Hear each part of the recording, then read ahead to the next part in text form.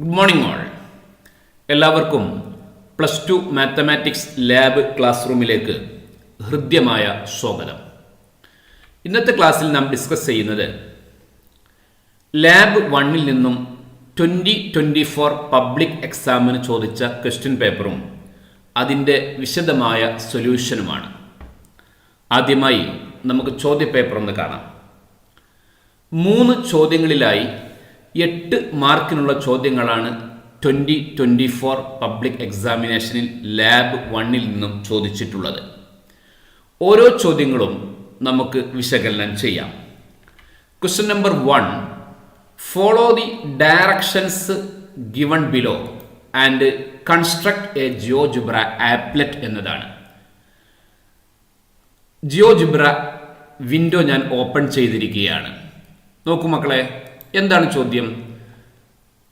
Follow the directions given below and construct A GeoGebra applet. കൃത്യമായി നമുക്ക് directions തന്നിട്ടുണ്ട്. നമ്മൾ എന്തെല്ലാം ചെയ്യണമെന്ന് ചോദ്യത്തിൽ കൃത്യമായിട്ട് പറഞ്ഞിട്ടുണ്ട്. നമ്മൾ അതുപോലെ ചെയ്തു കഴിഞ്ഞാൽ നമുക്ക് ഒരു ആപ്ലെറ്റ് നിർമ്മിക്കാൻ പറ്റും. അതിന് നമുക്ക് 3 മാർക്കും കിട്ടും. ആദ്യം പറഞ്ഞിരിക്കുന്നത് draw the graph of the function F of X equal X cube. S cube എന്ന ഫംഗ്ഷന് ഗ്രാഫ് വരയ്ക്കാനാണ് പറഞ്ഞത്. എസ് ക്യൂബിൻ്റെ ഗ്രാഫ് നമ്മൾ വരയ്ക്കാൻ വേണ്ടി എവിടെയാണ് ടൈപ്പ് ചെയ്യേണ്ടത്? ഇൻപുട്ട് ബാറിൽ അല്ലേ? അപ്പോൾ ഇൻപുട്ട് ബാറിൽ എങ്ങനെ ടൈപ്പ് ചെയ്യണമെന്നൊക്കെ ഇവിടെ പറഞ്ഞിട്ടുണ്ട്. F of X equal S cube എങ്ങനെ ടൈപ്പ് ചെയ്യണം എന്നൊക്കെ പറഞ്ഞിട്ടുണ്ട്. നമുക്ക് അറിയാവുന്നത് കൊണ്ട് ഞാൻ വിശദീകരിക്കുന്നില്ല. ഞാൻ ഇൻപുട്ട് ബാറിൽ എക്സ് ക്യൂബ് എന്ന് ടൈപ്പ് ചെയ്യുന്നു. എക്സ് ക്യൂബ് എന്ന് മാത്രം ടൈപ്പ് ചെയ്താൽ ഓട്ടോമാറ്റിക്കലി അതിൻ്റെ പേര് എഫ് ഓഫ് എക്സ് എന്ന് തന്നെ ആയിരിക്കും, ഫസ്റ്റ് ഫംഗ്ഷൻ ആയതുകൊണ്ട്. ഓക്കെ, അപ്പോൾ F of X equal S cube എന്നുള്ള ഫംഗ്ഷൻ ഞാൻ വരച്ചു കഴിഞ്ഞു അല്ലേ? രണ്ടാമത് എന്താ പറഞ്ഞത്? Create A slider A with minimum -10 and maximum 10 and increment 0.1. ഞാൻ സ്ലൈഡർ ടൂൾ ബോക്സിൽ നിന്ന് സ്ലൈഡർ എടുക്കുന്നു. സ്ലൈഡർ എനിക്ക് ഇവിടെയാണ് വേണ്ടത്. വേണ്ട സ്ഥലത്ത്, ഈ പ്ലസ് ഉള്ള സ്ഥലത്ത് ഞാൻ ക്ലിക്ക് ചെയ്യുന്നു. അന്നേരം സ്ലൈഡറിൻ്റെ പേര് എ എന്ന് വരുന്നു. മിനിമം -10 എന്ന് പറഞ്ഞതുകൊണ്ട് -5 മാറ്റി -10 ആക്കുന്നു. മാക്സിമം 10 എന്ന് പറഞ്ഞതുകൊണ്ട് 5 മാറ്റി 10 ആക്കുന്നു. ഇൻക്രിമെന്റ് 0.1 പറഞ്ഞത്, അതുകൊണ്ട് 0.1 എന്ന് ഇൻക്രിമെന്റ് കൊടുക്കുന്നു. ഓക്കെ കൊടുക്കുന്നു. എനിക്ക് സ്ലൈഡർ ക്രിയേറ്റ് ചെയ്യപ്പെടുന്നു. ഓക്കെ, മൂന്നാമത് പറഞ്ഞിരിക്കുന്ന കാര്യം plot the points A equal to A0, B equal A F of A and C equal 0 F of A എന്നാണ്. 3 പോയിന്റുകൾ നമ്മൾ ഇവിടെ പ്ലോട്ട് ചെയ്യണം. ആദ്യത്തെ പോയിന്റ് A0 ആണ്. എ ഈക്വൽ ടു A0 എന്ന് ടൈപ്പ് ചെയ്യണമെന്ന് നിർബന്ധമില്ല. A0 എന്ന് ടൈപ്പ് ചെയ്താൽ തന്നെ നമുക്ക് എ എന്നായിരിക്കും അതിൻ്റെ ഡീഫോൾട്ട് നെയിം വരിക. അപ്പോൾ ഇൻപുട്ട് ബാറിൽ A,0 എന്ന് കൊടുക്കുമ്പോൾ ഫസ്റ്റ് പോയിന്റ് പ്ലോട്ട് ചെയ്യുന്നു. നമുക്കറിയാം A0 എന്നുള്ള പോയിന്റ് എക്സ് ആക്സിസിലായിരിക്കും അല്ലേ? എ എഫ് ഓഫ് എ എന്നുള്ള പോയിന്റ് എവിടെയായിരിക്കും നമുക്ക് ലഭിക്കുക? എ എഫ് ഓഫ് എ എന്നുള്ള പോയിന്റ് ഗ്രാഫിലായിരിക്കും ലഭിക്കുക. 0 എഫ് ഓഫ് എ എന്നുള്ള പോയിന്റോ അത് വൈ ആക്സിലായിരിക്കും. നമുക്ക് നോക്കാം. എ എഫ് ഓഫ് എ എന്ന് ടൈപ്പ് ചെയ്യാൻ പോവുകയാണ്.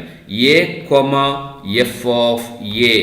A F of A type ചെയ്തപ്പോൾ നമ്മൾ പ്രതീക്ഷിച്ച പോലെ തന്നെ ഗ്രാഫിലെ ബി എന്നുള്ള പോയിന്റ് കിട്ടി. മൂന്നാമത് വേണ്ടത് 0 എഫ് ഓഫ് എ ആണ്. 0, F of A. 0, F of A type ചെയ്തു. എനിക്ക് എവിടുത്തെ പോയിന്റ് കിട്ടി? വൈ ആക്സിലെ പോയിന്റ് കിട്ടി. ആ മൂന്നാമത് പറഞ്ഞ ഇൻസ്ട്രക്ഷനും നമ്മൾ വളരെ ഭംഗിയായിട്ട് ഫോളോ ചെയ്തു. നാലാമത് പറഞ്ഞിരിക്കുന്നത് draw the line segments A B and B C. A B B C എന്നുള്ള ലൈൻ സെഗ്മെന്റ്സ് വരക്കാനാ. ലൈൻ സെഗ്മെന്റ് ലൈൻ ടൂളാണല്ലോ ഉണ്ടാവുക. ലൈൻ ടൂളിൽ നിന്ന് ഞാൻ സെഗ്മെന്റ് ടൂൾ എടുക്കുന്നു. എന്നിട്ട് എന്താ ചെയ്യേണ്ടതെന്ന് അറിയില്ലെങ്കിൽ ജസ്റ്റ് കേഴ്സർ ഒന്ന് അവിടെ വെച്ച് നോക്കിയാൽ മതി. Select 2 points or position. 2 point select ചെയ്യുക. എ സെലക്ട് ചെയ്യുന്നു. മൗസ് നെക്കി പിടിക്കാതെ ബിയിലേക്ക് കൊണ്ടുവരുന്നു. അവിടെ എത്തിയിട്ട് ക്ലിക്ക് ചെയ്യുന്നു. ഓക്കെ, അപ്പോൾ എ ബി എന്നുള്ള ലൈൻ സെഗ്മെന്റ് ഫോം ചെയ്യുന്നു. ശേഷം ബിയിൽ ക്ലിക്ക് ചെയ്യുന്നു. സിയിലേക്ക് വരുന്നു. സിയിൽ ക്ലിക്ക് ചെയ്യുന്നു. 2 ലൈൻ സെഗ്മെന്റും നമ്മൾ ക്രിയേറ്റ് ചെയ്ത് കഴിഞ്ഞു. ഓക്കെ, ഇനി അവസാനം പറഞ്ഞിരിക്കുന്നത് create input boxes for F and A. Input box എന്തിനാണ് നമ്മൾ ക്രിയേറ്റ് ചെയ്യുന്നത്? യെസ്, ഫംഗ്ഷനും സ്ലൈഡറും ഒക്കെ എഡിറ്റ് ചെയ്യാൻ വേണ്ടിയാണ്. അപ്പോൾ ഇൻപുട്ട് ബോക്സ് കിട്ടുന്നത് സ്ലൈഡർ ടൂൾ ബോക്സിലാണ്. അതിൻ്റെ അവസാനത്തെ ടൂളാണ് ഇൻപുട്ട് ബോക്സ്. ഇൻപുട്ട് ബോക്സ് ഞാൻ സെലക്ട് ചെയ്തു.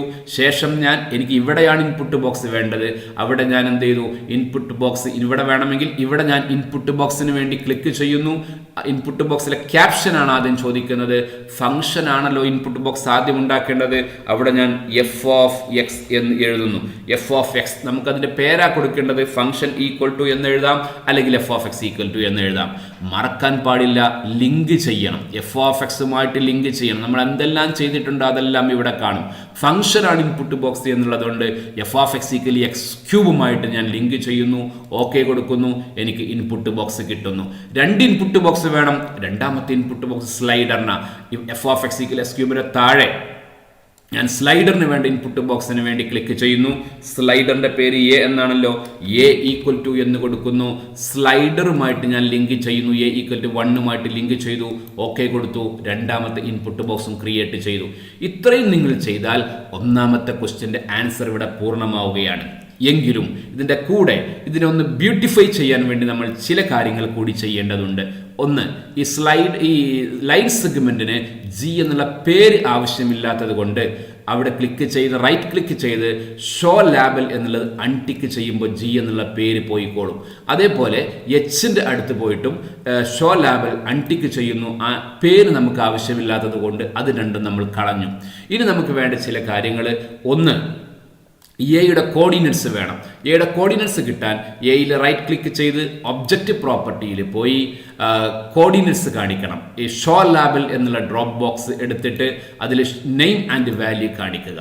ഓക്കെ, അതിൻ്റെ കൂടെ തന്നെ നമുക്ക് ഈ പോയിന്റ് ഇമ്പോർട്ടൻ്റ് ആയതുകൊണ്ട് അതിൻ്റെ കളർ ഒന്ന് മാറ്റി കൊടുക്കാം. ഓക്കെ, അതേപോലെ ബിയിലേക്ക് ഞാൻ പോകുന്നു. ബിയിലേക്ക് ഞാൻ പോയിട്ട് അതിൻ്റെ കളർ മാറ്റുന്നു.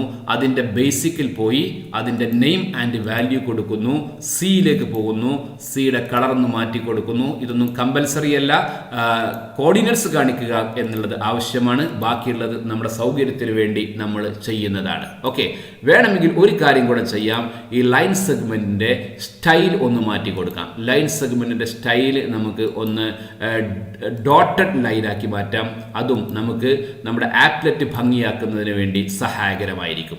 ഓക്കെ, ഇത്രയും കാര്യങ്ങൾ നമ്മൾ ചെയ്തു കഴിഞ്ഞാൽ ഒന്നാമത്തെ ചോദ്യത്തിൻ്റെ ആൻസർ ഏറ്റവും പെർഫെക്റ്റ് ആയിട്ടുള്ള രൂപത്തിൽ നമ്മൾ ചെയ്തു കഴിഞ്ഞു. ഓക്കെ, നമുക്ക് ഇത്രയും ചെയ്തിട്ട് നമ്മുടെ ടീച്ചറിന് നമ്മൾ ചെയ്ത കാര്യം കാണിച്ചു കൊടുക്കാം. ഇനി നമ്മൾ ചെയ്യേണ്ടത് ഇതിൻ്റെ ആൻസർ എങ്ങനെയാണ് ആൻസർ ഷീറ്റിൽ എഴുതുക എന്നുള്ളതാണ്. ഒന്നാമത്തെ ക്വസ്റ്റ്യൻ ആപ്ലെറ്റ് കൺസ്ട്രക്ട് ചെയ്തതിന് ശേഷം നമ്മൾ ആൻസർ ടു ക്വസ്റ്റ്യൻ നമ്പർ 1 എന്ന് എഴുതി ആപ്ലെറ്റ് കൺസ്ട്രക്റ്റഡ് എന്ന് മാത്രം എഴുതിയാൽ മതി. എന്താണ് എഴുതേണ്ടത്? Applet constructed. ഓക്കെ, നമുക്ക് 3 മാർക്കായി കഴിഞ്ഞു. ഇനി രണ്ടാമത്തെ ചോദ്യത്തിലേക്ക് വരാം. Use above applet, find the value of only one having tick mark from the following. 3 ചോദ്യങ്ങളുണ്ട്. അതിൽ 1 ടിക്ക് മാർക്ക് ഉണ്ടായിരിക്കും. അതിൽ ഏതെങ്കിലും ഒന്ന്, ഏതാണോ ടിക്ക് മാർക്ക് നൽകിയിട്ടുള്ളത് നമ്മുടെ ടീച്ചർ, അത് നമ്മൾ ചെയ്യുക. അപ്പം ഞാൻ ഒന്നാമത്തത് ആദ്യമായിട്ട് ഒന്ന് ചെയ്ത് കാണിക്കാം. 1.2 ക്യൂബ് എങ്ങനെയാണ് മുകളിലുള്ള ആപ്ലെറ്റ് ഉപയോഗിച്ച് കണ്ടുപിടിക്കുക എന്ന് നോക്കാം. നമ്മൾ ആപ്ലെറ്റ് കൺസ്ട്രക്ട് ചെയ്തിട്ടുണ്ട് അല്ലേ? ഇതാണ് നമ്മൾ ഉണ്ടാക്കിയിട്ടുള്ള ആപ്ലെറ്റ്. ഇതിൽ 1ന്റെ ക്യൂബ് എത്രയാ മക്കളെ? 1ന്റെ ക്യൂബ് 1 ആണല്ലോ. എങ്ങനെയാ 1ന്റെ ക്യൂബ് കിട്ടുക? 1ന്റെ ക്യൂബ് കിട്ടാൻ ബിയുടെ വൈ കോർഡിനേറ്റ് 1 എന്ന് നോക്കിയാൽ മതി. നമുക്കറിയാം 2ന്റെ ക്യൂബ് എത്രയാ? 2ന്റെ ക്യൂബ് 8 ആണ്. അപ്പോൾ സ്ലൈഡറിൻ്റെ ഇൻപുട്ട് ബോക്സിൽ 1 എന്നുള്ളത് എഡിറ്റ് ചെയ്ത് 2 എന്ന് കൊടുക്കുമ്പോൾ എനിക്ക് 2ന്റെ ക്യൂബ് കിട്ടും. നോക്കൂ, ബിയുടെ വൈ കോർഡിനേറ്റ് 8 അല്ലേ? ഇങ്ങോട്ട് താഴേക്ക് വലിച്ചാലും കിട്ടും. ബിയുടെ വൈ കോർഡിനേറ്റ് 8 അല്ലേ? അപ്പോൾ 2ന്റെ ക്യൂബ് 8. ഇങ്ങനെ ഏത് നമ്പറിന്റെ ക്യൂബ് കാണാനും സ്ലൈഡറിലെ നമ്പർ അതിനനുസരിച്ച് മാറ്റി കൊടുത്താൽ മതി. നമുക്ക് ആരുടെ ക്യൂബാണ് കാണേണ്ടത്? 1.2ന്റെ ക്യൂബ് അല്ലേ? നമ്മൾ എന്താ ചെയ്യേണ്ടത്? 2 മാറ്റിയിട്ട് 2 എഡിറ്റ് ചെയ്തിട്ട് 1.2 എന്ന് ആക്കി കൊടുത്താൽ മതി. 1.2 കൊടുക്കുമ്പോൾ 1.2ന്റെ ക്യൂബ് കിട്ടുന്നു. 1.2ന്റെ ക്യൂബ് എത്രയാ? 1.728. ബിയുടെ വൈ കോർഡിനേറ്റ് ആയിരിക്കും 1.2ന്റെ ക്യൂബ്. 1.5 കിട്ടണമെങ്കിലോ 1.2 മാറ്റി 1.5 ആക്കുന്നു. 1.5ന്റെ ക്യൂബ് കിട്ടുന്നു. എത്രയാ? 3.375. ബിയുടെ വൈ കോർഡിനേറ്റ് ആയിരിക്കും ഇവിടെ ചോദിച്ച ചോദ്യത്തിൻ്റെ നമ്പറിൻ്റെ ക്യൂബായിട്ട് വരുന്നത്. ഓക്കെ, അടുത്തത് 1.1 ആണ്. മൂന്നും നിങ്ങൾ ചെയ്യേണ്ട ആവശ്യമില്ല. ഏതാണോ ചോദിക്കുന്നത് അതിൻ്റെ ആൻസർ മാത്രം ചെയ്താൽ മതി. 1.331 ആണ് 1.1ൻ്റെ ക്യൂബ്. രണ്ടാമത്തെ ചോദ്യത്തിൻ്റെ ആൻസർ ഇവിടെ പൂർണ്ണമാവുകയാണ്. ഇങ്ങനെ 3 ഡെസിമൽ പ്ലേസ് കിട്ടാൻ വേണ്ടി ഓപ്ഷൻസിൽ പോയിട്ട് റൗണ്ടിങ്ങിൽ 3 ഡെസിമൽ പ്ലേസസ് എന്ന് നമ്മൾ മാറ്റി കൊടുത്താൽ മതി. സാധാരണ ഡീഫോൾട്ടായിട്ട് 2 ഡെസിമൽ പ്ലേസസ് ആയിരിക്കും ഉണ്ടാവുക എന്നുള്ള കാര്യം ഒന്ന് ശ്രദ്ധിക്കുക. ഓക്കെ, രണ്ടാമത്തെ ക്വസ്റ്റ്യൻ്റെ ആൻസർ നിങ്ങൾക്ക് കൃത്യമായല്ലോ. നമുക്ക് ആൻസർ ഷീറ്റിൽ എങ്ങനെ അത് എഴുതും എന്നൊന്ന് നോക്കാം. രണ്ടാമത്തെ ക്വസ്റ്റ്യനിൽ ഒന്നാമത്തത് 1.2 ക്യൂബ് ഈക്വൽ ടു 1.728 അത്രമാത്രം എഴുതാനേ നിങ്ങൾക്കുണ്ടാവും. ഈ രണ്ടാമത്തതാണ് നിങ്ങളോട് ചോദിച്ചതെങ്കിൽ ആൻസർ ഇങ്ങനെ, മൂന്നാമത്തതാണ് ചോദിച്ചതെങ്കിൽ ആൻസർ 1.331. ഓക്കെ, 2 ചോദ്യങ്ങളുടെ ആൻസർ നമ്മൾ ചെയ്തു കഴിഞ്ഞു. 5 മാർക്കിനുള്ള ചോദ്യങ്ങൾ നമ്മൾ ആൻസർ കണ്ടെത്തി കഴിഞ്ഞു. ഇനി മൂന്നാമത്തെ ക്വസ്റ്റ്യൻ, ഇതേ ആപ്ലെറ്റ് വെച്ച് തന്നെയാണ് മൂന്നാമത്തെ ചോദ്യവും. വായിച്ചോളൂ. യൂസ് ദി എബോവ് ആപ്ലെറ്റ് എന്നിട്ടോ answer only one having question mark. Question മാർക്കുള്ള ഏതെങ്കിലും ഒന്നിന് ആൻസർ ചെയ്യുക. ഞാൻ എക്സാമ്പിളിന് വേണ്ടി ഒന്നാമത്തെ ചോദ്യത്തിൻ്റെ ആൻസർ നിങ്ങൾക്ക് പറഞ്ഞു തരുന്നു. ഓക്കെ, ഒന്നാമത്തത് എങ്ങനെയാണോ ചെയ്യുന്നത് അതേപോലെ 2ഉം 3ഉം ഒക്കെ ചെയ്യാവുന്നതേ ഉള്ളൂ. ഇതാണ് നമ്മുടെ ആപ്ലെറ്റിൻ്റെ ഇപ്പോഴുള്ള രൂപം. 1.1ൻ്റെ ക്യൂബാണല്ലോ നമ്മൾ ലാസ്റ്റിൽ ചെയ്തിട്ടുള്ളത്. ശരി, ഇവിടെ എന്താ വേണ്ടത്? കോസ് 2.4ൻ്റെ വാല്യൂ ആണ് കാണേണ്ടത്. വാല്യൂ കണ്ടാൽ മാത്രം പോരാ, എങ്ങനെ കാണുന്നു എന്നുകൂടെ ആൻസറിൽ നമ്മൾ എഴുതേണ്ടതുണ്ട്.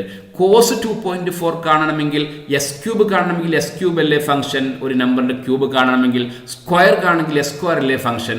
കോസ് കാണണമെങ്കിൽ എന്തായിരിക്കും ഫംഗ്ഷൻ? എസ് ക്യൂബ് എന്നുള്ള ഫംഗ്ഷൻ എഡിറ്റ് ചെയ്തിട്ട് പറയൂ കോസ് എക്സ് എന്ന് മാറ്റണം അല്ലേ. അപ്പം ഞാൻ കോസ് എക്സ് എന്ന് കൊടുക്കുന്നു, ഫംഗ്ഷൻ കോസ് എക്സ് ആക്കുന്നു. ആരുടെ കോസാ കാണേണ്ടത്? 2.4ൻ്റെ കോസ് അല്ലേ. അപ്പോൾ 1.1 എഡിറ്റ് ചെയ്തിട്ട് ഞാൻ 2.4 ആക്കി മാറ്റുന്നു. അപ്പോൾ കോസ് 2.4ൻ്റെ വാല്യൂ കിട്ടാൻ വേണ്ടി ബിയുടെ വൈ കോർഡിനേറ്റ് നോക്കിയാൽ മതി. ബിയുടെ വൈ കോർഡിനേറ്റ് എന്താ? -0.737. ഇവിടെ നെഗറ്റീവ് ഉണ്ട് എന്നുള്ള കാര്യം പ്രത്യേകം ശ്രദ്ധിക്കണം. എക്സ് ആക്സിന്റെ താഴേക്കാണ്, അത് നെഗറ്റീവ് ആയിരിക്കും. -0.737 അതാണ് ആൻസർ ആയിട്ട് എഴുതേണ്ടത്. ഇവിടെ മെത്തേഡ് എഴുതാൻ പറഞ്ഞിട്ടുണ്ട്. അപ്പോൾ എന്തൊക്കെയാണ് നമ്മൾ ചെയ്തത്?